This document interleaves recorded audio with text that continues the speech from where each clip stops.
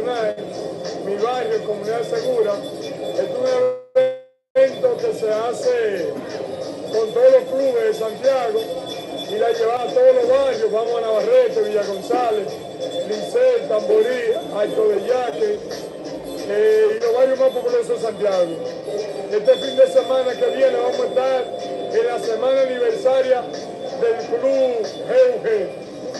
Saben que siempre trabajando. Tenemos menos de 2 años en la Asociación de Boxeo. Ya hemos hecho 3 torneos y hemos hecho 2 copas de manera exitosa. Y vamos a seguir trabajando de la mano con toda la familia de boxeo. Porque esto no es un solo logro de Miguel Martínez, sino de los clubes, de los entrenadores y los técnicos de ustedes, que siempre nos están apoyando y colaborando, ustedes la prensa. Gracias, Box Center, que siempre está apoyando.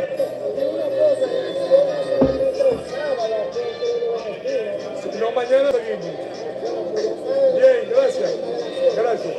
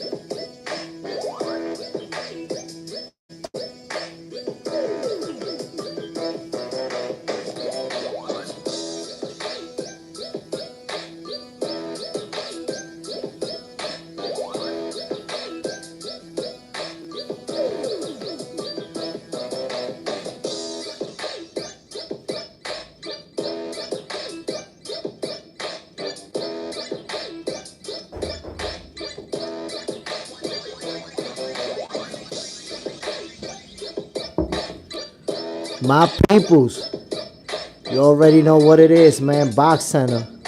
Your favorite boxers, favorite boxing show. Yeah.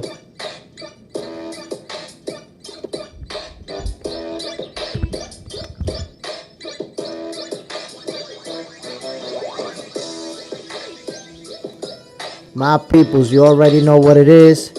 You're looking at Box Center, exclusive content. We about to start this show, man. Stay tuned.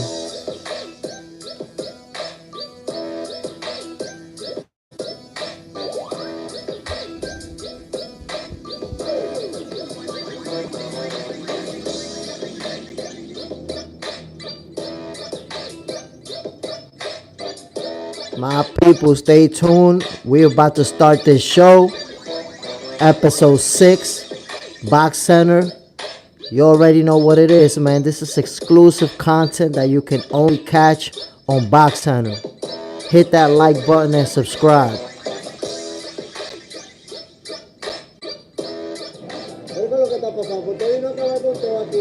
Jay, primeramente, darte las gracias por el apoyo que nos da a nosotros. Primeramente, no perdimos, Jay. Nos fuimos a 9-9. Lo único que yo estoy un poquito descontento por los muchachos suyos, porque yo quería grabar los combates, pero ellos toditos no quedaron. ¿Cómo yo voy a grabar una pelea completa si ellos salen? Jay, de 9-9.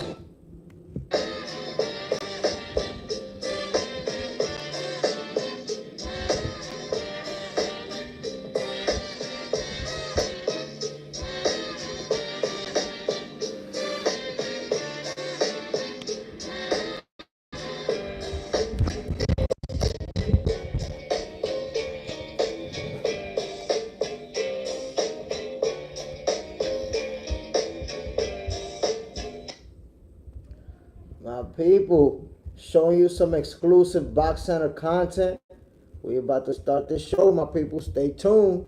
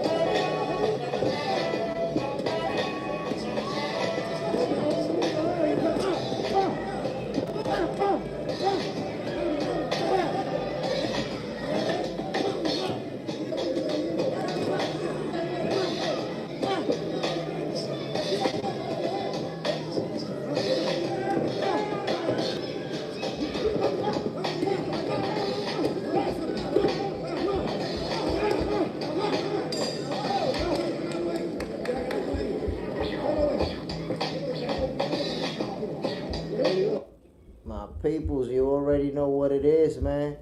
That right there is exclusive content that you can only find on Box Center. Check this out.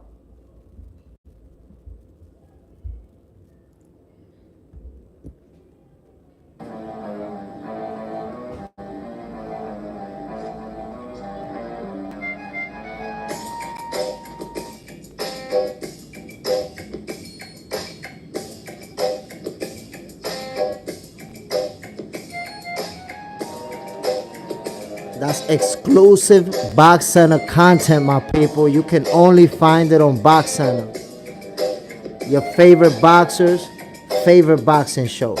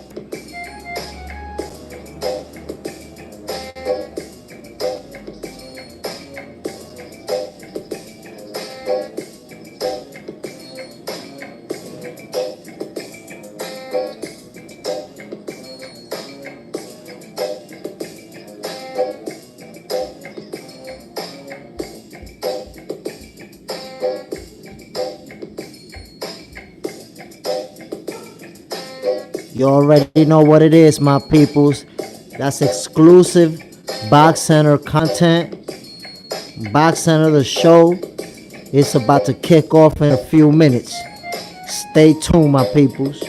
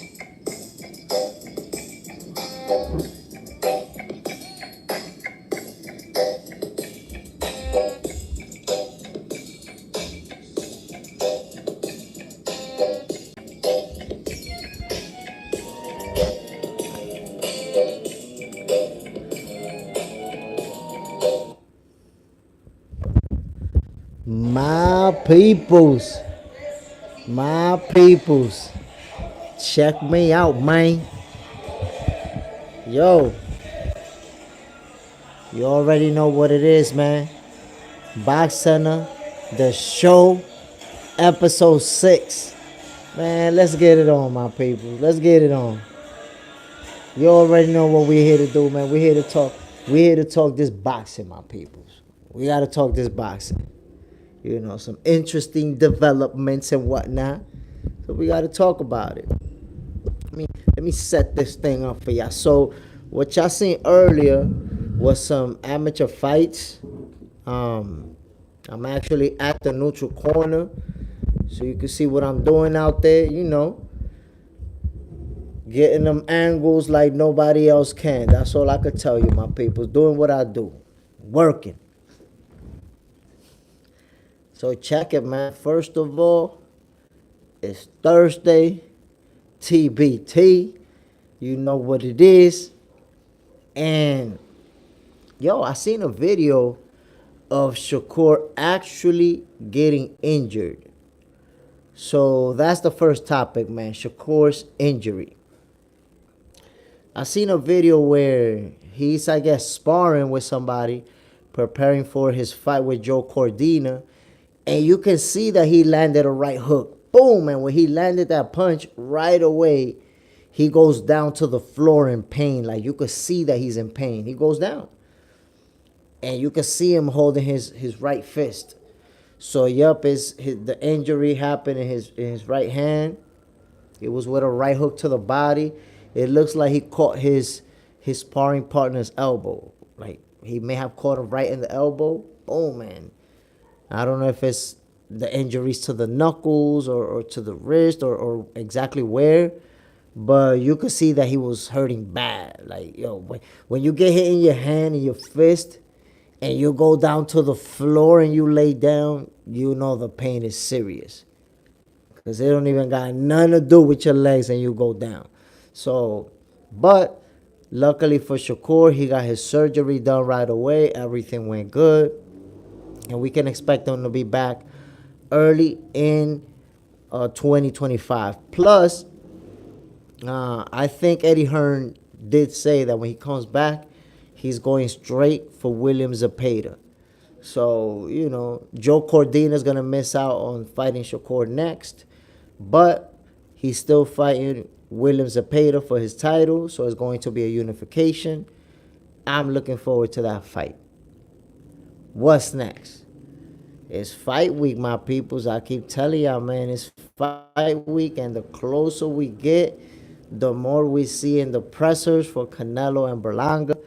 I'm seeing, a lot of Berlanga going on interviews and saying he's going to knock Canelo out. I've seen him tell multiple people that. Let's see how that's going to play out. He's predicting that he's going to knock Canelo out in the 6th round. Now, that's the magic question. Do you believe that Edgar Berlanga is going to knock Canelo out in the 6th round? For whatever reason, a lot of people are not buying into that theory, or they're not believing Edgar Berlanga, because almost everybody on social media is saying the opposite. They're saying that Canelo is gonna sleep him. I gotta be honest with you, my peoples. I personally predicted that Canelo is gonna stop him by or before the 10th round. That's my prediction, right there. Now, have to take this into consideration. Canelo has been a champion for a very long time. You gotta take into account the fact that Canelo Alvarez is widely considered the face of boxing. He's been a pound-for-pound fighter for years, and Edgar Berlanga has never even fought for a title.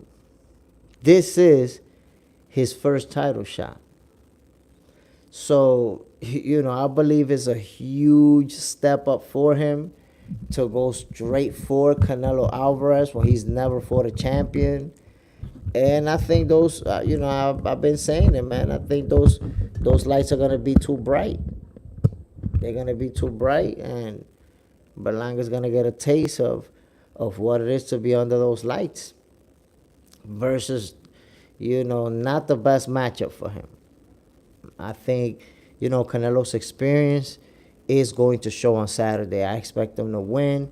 Like I said, man, I expect...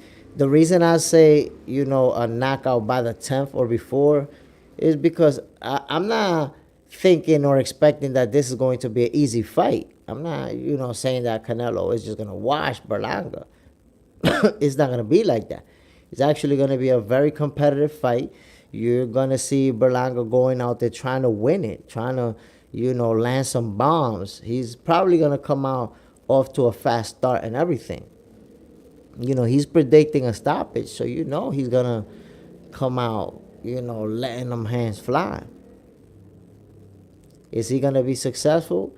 We're going to see, Like everybody's saying Berlanga's going to get taken out. So this is what upsets are made of. This is exactly what upsets are made of. Everybody thinks this guy's going to win. He's going to wash him, and before you know it, it plays out exactly the opposite. We saw that with El Rayo Valenzuela and Pitbull Cruz. Everybody was saying that, Pitbull was going to knock him out, and El Rayo is going to get washed. He's been knocked out before, so he's going to get knocked out again. And look what happened. He put together a masterful performance. The underdog won. It was an upset. So, of course, Berlanga beating Canelo would be an even bigger upset. But, again, that's what upsets are made of. So, let's see how it plays out. I still got Canelo stopping him by or before the 10th round. I just got to put that out there, my peoples. And you already know that Danny Garcia, Mr. Danny Garcia, is going to fight as well. He'll be fighting Erislandis Lara. And, that's going to be a good fight. That's going to be a good fight. I've been telling people that's the type of fight that, that would have been a main event. Danny Garcia versus Erislandis Lara on any given night, that's a main event. You're talking about Lara is a reigning champion. Danny Garcia is a multi-division champion. So you know what it is. These two guys are, championship caliber fighters. And that's going to be a good fight. And then it's a classic matchup of the puncher versus the boxer. You know, Danny Garcia got that left hook that can change everything. And of course, he can fight. And he loves to bang. You got Erislandis Lara, who has that extremely high boxing IQ, that footwork. You know, he's serious with it. We got to see. We got to see. We got to see how that fight's going to play out, my peoples. Because neither fighter is going there thinking that they're going to lose. Danny Garcia is trying to make history. He's trying to become a 3-division champion. So you know he wants that real bad. And of course, Lara wants to defend his title. Is the guy moving up? Yo, when the guy's moving up, the guy who's already in the division, he wants to defend. Like, nah, I don't want this guy coming up and taking me out. We're going to see. Danny Garcia, Erislandis Lara is going to be a very good fight. So, come Saturday night, I'm looking forward to that one. Trust me, there's going to be some serious leather trading in that fight. Then keep in mind that Caleb Plant and Rollies are both fighting on Saturday as well. You know, you got to remember, man, Rolando Romero, he got beat up pretty bad by Pitbull, and he hasn't fought since. And, you know, you have to take into consideration that Rolly was one of those guys whose name was buzzing. Yo, what's good, William Stanley? Berlanga versus Beterbiev. Oh, my goodness, yo. Beterbiev would sleep Berlanga. Nasty. Beterbiev would pummel him.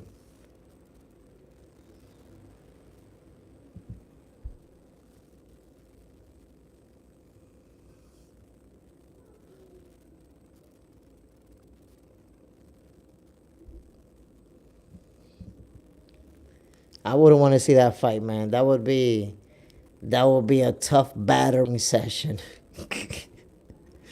But we have to see how Beterbiev versus this guy's gonna play out, because that's versus Bivol. That's gonna be a heck of a fight.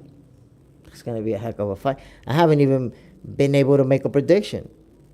I'm already gonna wait to the weigh. I'm gonna wait to see if at the weigh, you know, either Beterbiev or Bivol, maybe one of them looks a little bit drained or something like that.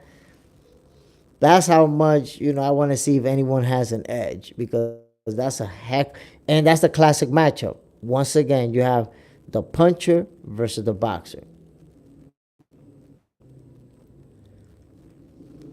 Un saludo a Beyelin Hernández, que está activa aquí conmigo.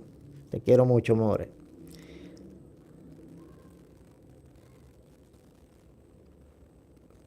Oh, Shakur has a chance against Tank. I tell you what, man, I've made that prediction. You got it, my guy. I've made that prediction. And, you know, Shakur, you know, in my opinion, he's going to outbox Tank Davis. And he's going to beat him by unanimous decision. You know, and it's very common for people to root for the power puncher. You know, people think that the power puncher is always going to win. If you remember, almost everybody, I'm not going to say everybody, but a lot of people were saying that Pitbull was going to stop El Rayo Valenzuela. And look how that played out. So it's very common for people to say, oh, he's going to knock him out.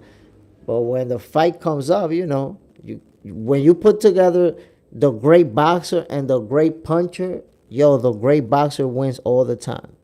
All the time.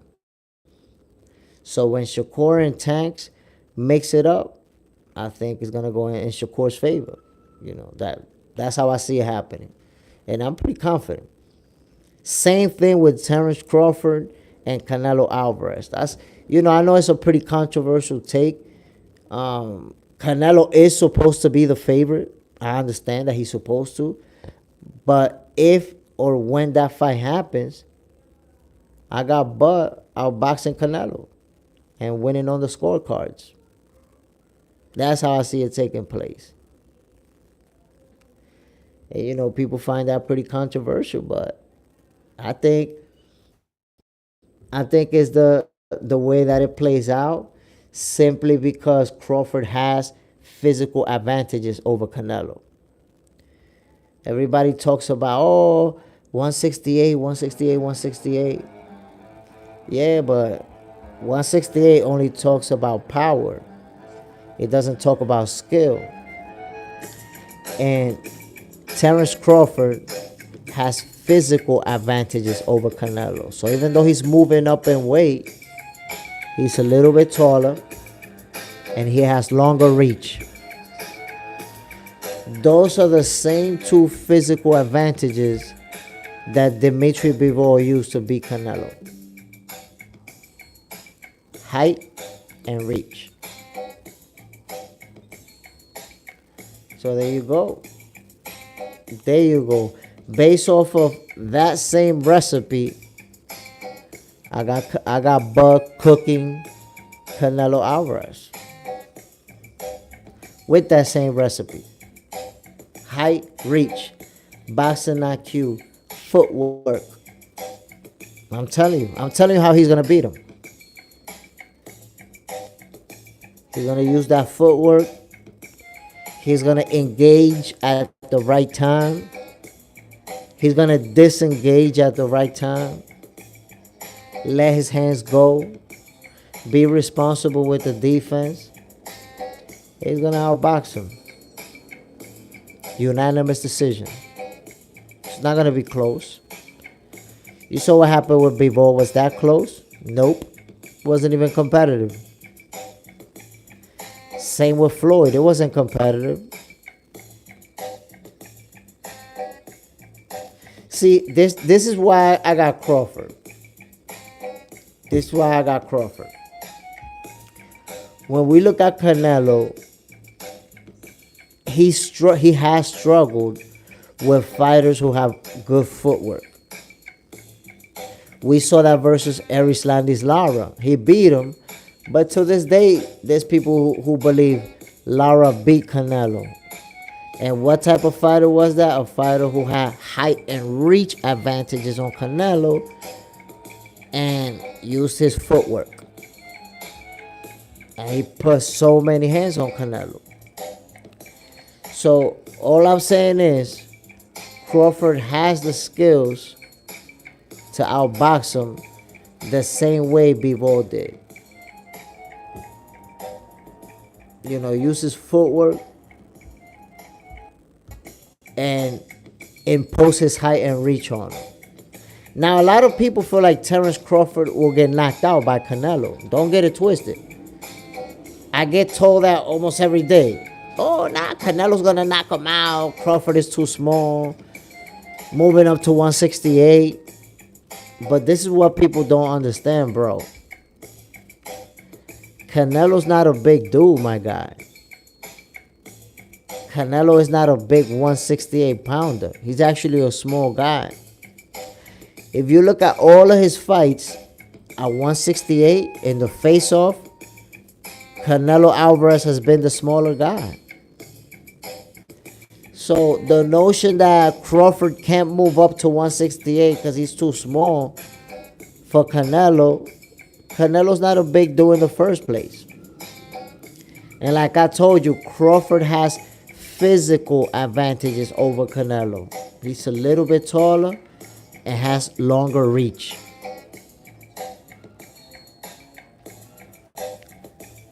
Now, I tell you what, I don't think that Crawford is going to beat him by knockout. I don't think he could beat Canelo by knockout. I don't think nobody could knock Canelo out unless he moves up too many divisions. Ain't nobody knocking him out. So, I don't see Crawford knocking him out, but I do see him outboxing Canelo and you know, winning convincingly. You saw the fight with Bivol. You know, it sounds crazy that I'm saying it now because so many people are saying that Canelo's going to wash Bud. But I'm trying to tell you, if you look at the way Bivol beat Canelo, it wasn't even competitive.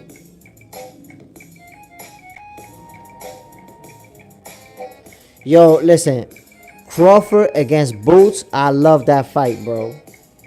I love that fight. Now, is it gonna happen?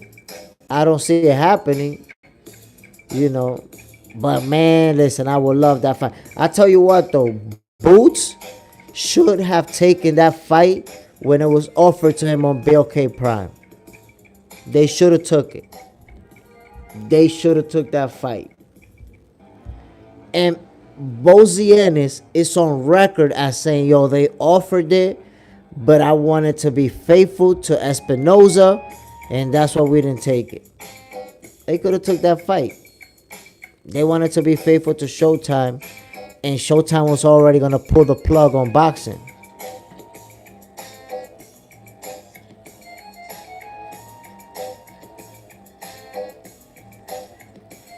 Yo, I'm telling you, Bud versus Boots, that's a fight, man, that a lot of people have been wanting to see for a while now.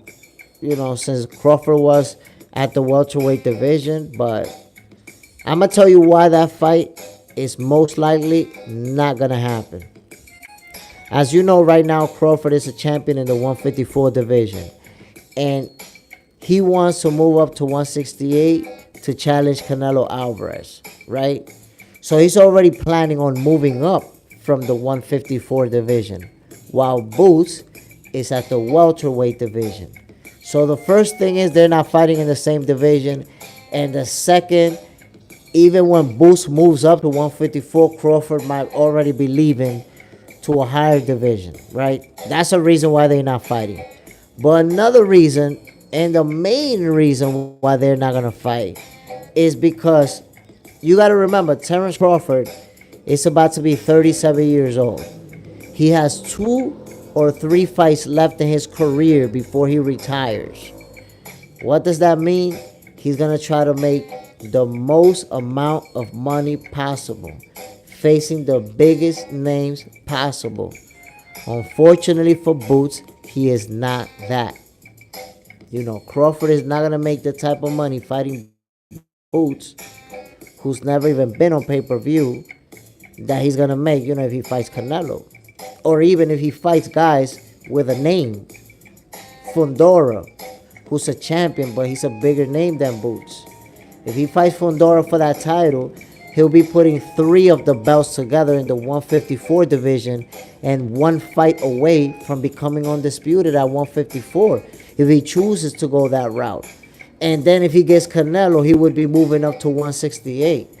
So unfortunately for Boots, you know, it doesn't look like that fight is even a possibility for him. And I'm telling you, my peoples, like, for whatever reason, man, some people think I don't want to see it, but yo, I've wanted to see Terence Crawford versus Jaron Boots Ennis for years at this point. But it's about that money. It's all about that money, my people.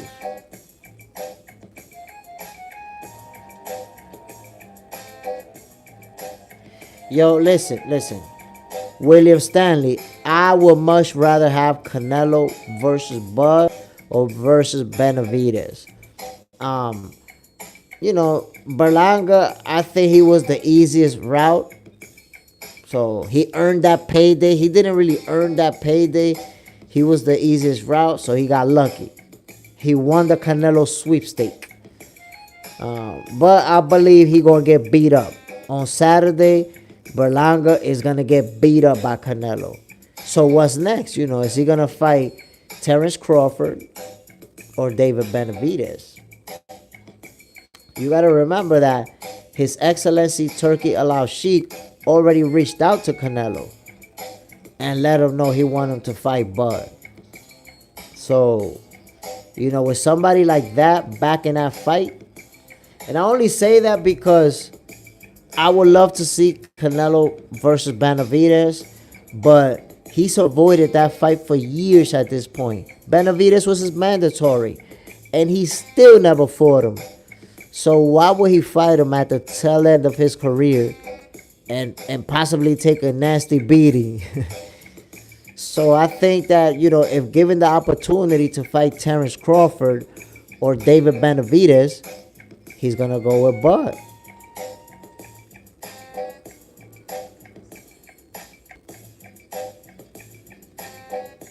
And I tell you what, man, when it comes to Berlanga, to be honest, I've been disappointed with him. Just because when I looked at him a few years ago, I thought he was going to be like such a special talent. But it seems like, these last few years, I haven't seen that progression. Edgar Berlanga in 2024 looks the same as Edgar Berlanga in 2020. Like, when I seen him, fighting. Like, if you look at Xander Sayas from 3-4 years ago and you see him now, you can see the progression. You can see how much better he has gotten. I really don't feel like I've seen that with Berlanga. I feel like he's kind of like just stayed the same and hasn't, kept getting better like other guys in his age group. Seeing him struggle with a few opponents that, weren't good like that. So, I don't know, man. I don't think he's ready for the bright lights. I don't think he's ready for Canelo. And he's probably going to get off to a fast start. And I wouldn't be surprised if he wins a few early rounds.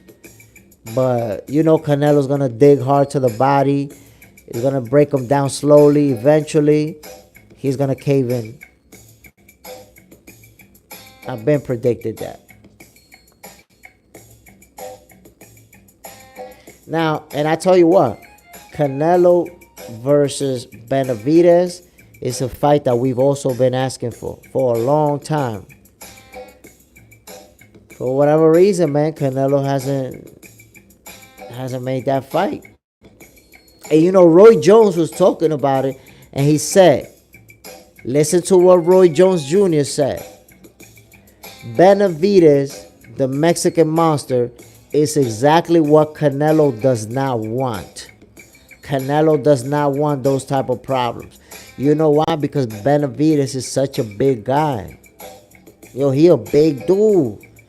So when you have a guy like Benavidez who has so much height advantage on Canelo, so much reach advantage on him, then he got power and he's a pressure fighter.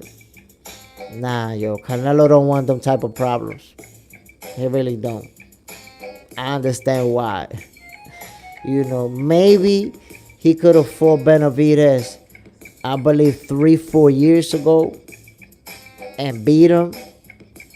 But now, 34-year-old Canelo versus this young, hungry, undefeated Benavidez. Nah, man. The Mexican monster would dish out a beating on Canelo worse than what Dimitri Bivol did to him. You see how Dimitri Bivol dominated Canelo? Benavidez will put the Swiss, the Dre, and the Apple beats.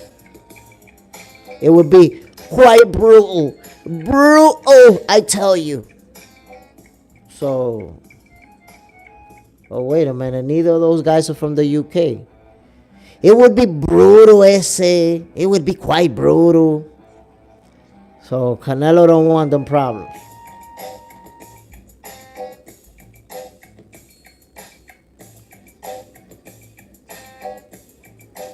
So, I tell you what, Benavidez' last fight, it didn't play out the way we would have wanted to. You want to see something more spectacular. But that's just one fight. To be honest, I never judge one fight because you got to remember, regardless of how good the fighter is, they're not going to look great in every single fight. Styles make fights, and sometimes you get an opponent that has a style that is tough for you to look good against them. So, and you could look at the greatest fighters out there. All of them have an opponent that they ran into and they didn't look great against that opponent. So I believe that's more than anything what it was.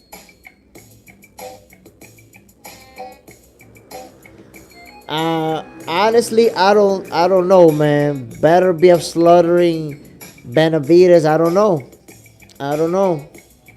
Cause how old is Better be of? Is he already like 40 years old? I'm telling you, man. He haven't been Better be of haven't been tested yet.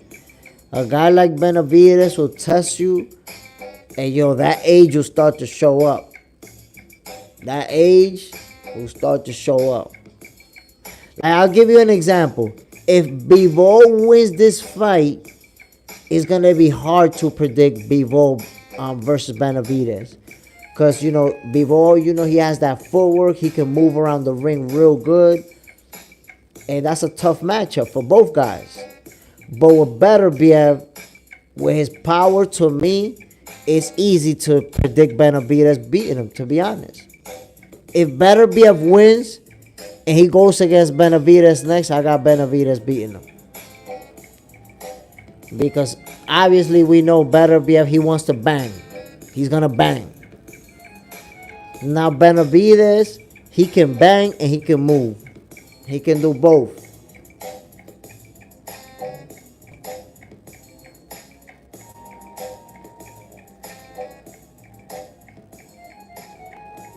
I'm telling you, my guy, Beterbiev, yo, and him versus Bivol, that's a tough fight to predict, because again, it's the classic matchup. The power puncher versus the boxer. I haven't been able to make a prediction for that fight. Why? Because that Bivol has the type of conditioning, the type of physicality to use his footwork for 12 rounds and outpoint Beterbiev. He has what it takes to do that. However, Beterbiev has that power to hurt you. One shot can change it all. And then that Beterbiev, the type of fighter. That's the thing. There's fighters that they killers, and there's fighters that they not. And what I mean by that, certain fighters, when they hurt you, you're done. You're done. They gonna get you out of there. Beterbiev is that type of fighter. If he hurts you, he's gonna get you out of there. That's the type of fighter he is. So if Bivol get hurt, it's a wrap. He's gonna get slept, saved by the ref. Something's gonna give. It's gonna be a great fight, man. And it's going to be, Bivol versus Beterbiev is gonna be real competitive. Those two are gonna slug it out, my people. Trying to tell you. My peoples, you already know what it is, man. Don't forget to hit that like button. Subscribe to Box Center. You already know what it is, man. Join the Box Center family. Your favorite boxers, favorite boxing show. Yeah, I'm your connections. I'm your plug, Jay Smith. So that's it. By the way, Edgar Berlanga predicts that he's going to knock Canelo out in the 6th round.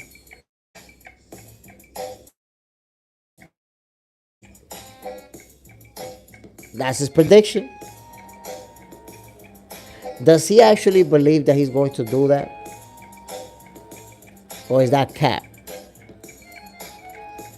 Because when Edgar Berlanga says, I'm going to knock Canelo out in the 6th, I ask myself, wait a minute, does he actually believe he's going to knock Canelo out when this is title shot? He believes that? I don't know, man. I feel like that's cap. You see what I'm saying, William? I don't believe it either, my guy. I don't believe it. Like, to me, that's cap. Like, Canelo's a guy who's never been hurt in his career. He's never even been wobbled. And you're going to say that you're going to knock him out in the 6th round? Man, that's cap. I think Edgar Berlanga is giving me, like, what's supposed to be confidence is giving me more a nervous vibe. Like, he's scared, like, damn, I gotta look super tough right now. This guy gonna beat my beep. That's how I see it. I only see one person saying that Berlanga's gonna win that fight, and it's Fat Joe. Besides Fat Joe, not a single person has said that Edgar Berlanga is gonna win that fight. Not one.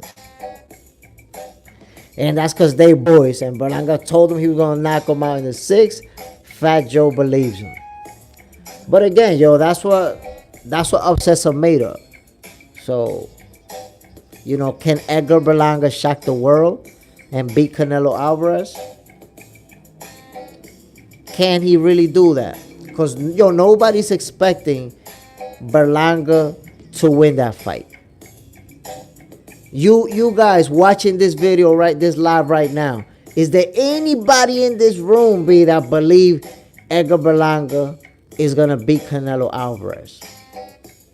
Does anybody want to vouch for Berlanga? Tell me, do you think Berlanga can beat Canelo? I want to know. I'm looking for the people that's saying Berlanga's going to win that fight.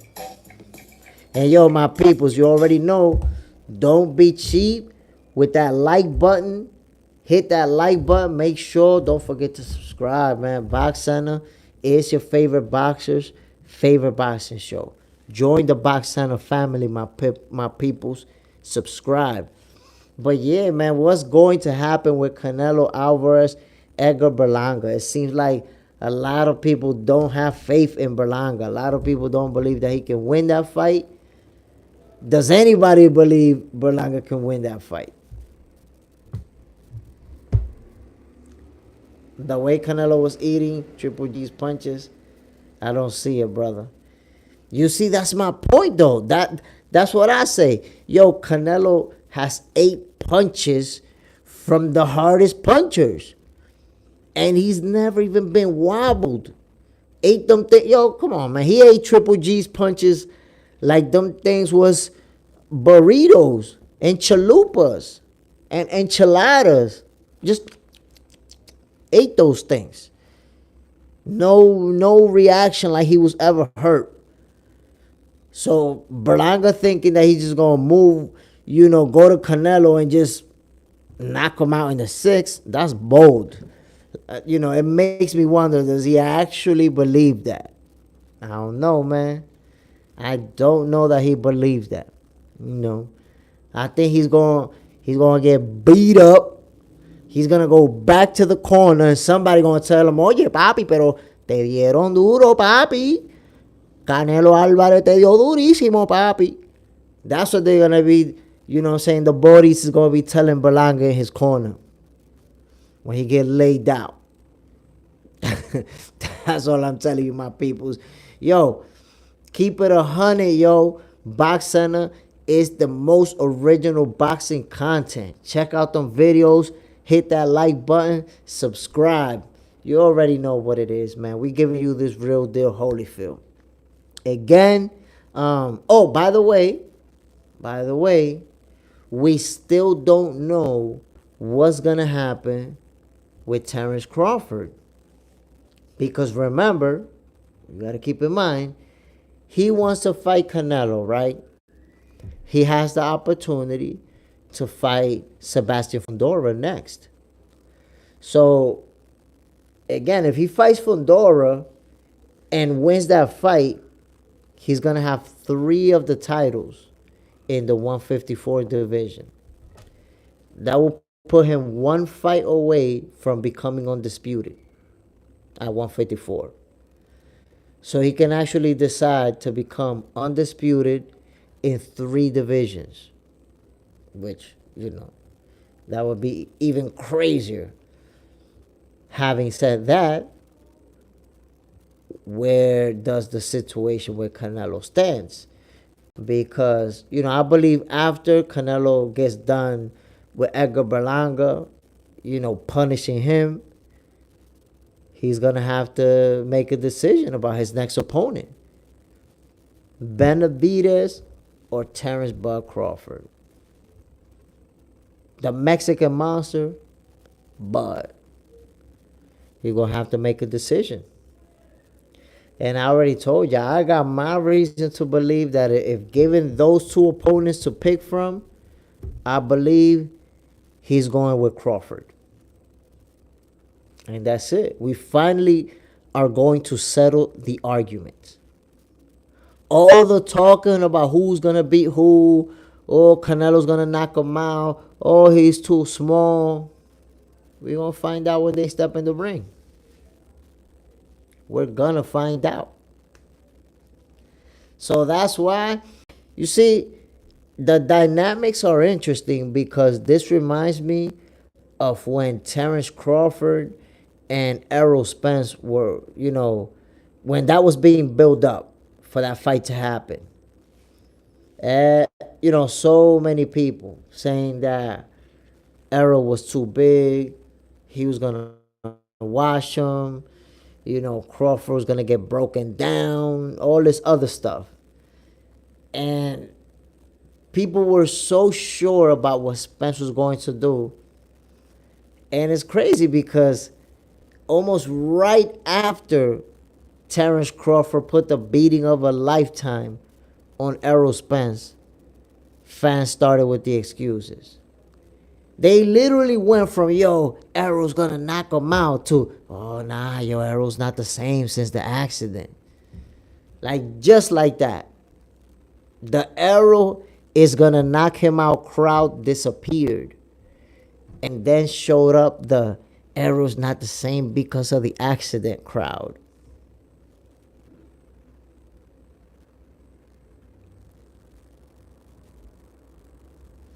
I mean, I believe that Canelo is going to fight Bud or Benavidez. I do believe that, after this fight is going to be one of those two. However, you never know because if Canelo, and he is going to be retiring soon, so I think his opponent is going to depend on how many fights he has left in his career. So what I mean by that, if Canelo has, let's say, 3 more fights, I believe that he will fight Crawford third on that list. Why?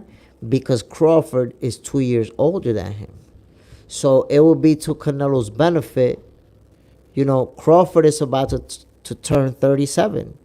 It will be to Canelo's benefit to fight Crawford when he's 39, for example, and he's 37.